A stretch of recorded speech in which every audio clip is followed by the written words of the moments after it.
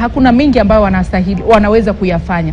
Tumemwona Martha Koome, jaji mkuu kwa mfano, akizungumza kuhusu visa kama vile wawaniaji kama vile Mike Sonko ambaye anawania ugavana katika kaunti ya Mombasa.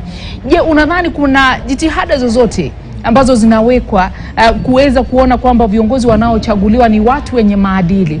Na sisi kama jamii, sisi wenyewe pia tumewajibika kuona kwamba viongozi ambao wanachaguliwa ni watu wenye maadili, au tutawachagua tu kwa sababu hakuna sheria ambayo inaweza kuwafungia nje?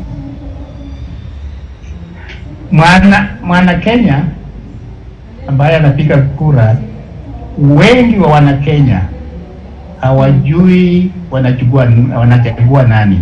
Wanachagua mtu kwa maana yeye anatoka kwa tribe yake, anachagua mtu kwa maana aliambiwa na mkubwa wake, hivyo na hivyo. Na sasa mtu wa kusaidia watu wetu, the poor man in Kenya, ni viongozi wetu. Na viongozi wetu, the poor man has to find a way of forcing them wafanye yale ambayo inasaidia kila mwananchi. Kwa sasa mwananchi has been beaten into submission. Anaambiwa mkae hivyo. Na ujue kama huna means ya kufight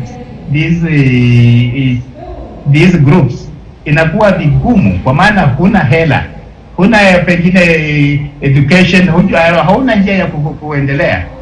Na sasa mimi naomba ya kwamba pengine ikiwezekana bunge wale watachukua uongozi next time wataona haja ya kuangalia tena tumeenda wapi miaka yote. Kwa nini umasikini unaendelea kuendelea mbele? Kwa nini watu hapati matibabu? Kwa nini mtoto wa masikini hawezi kwenda shule?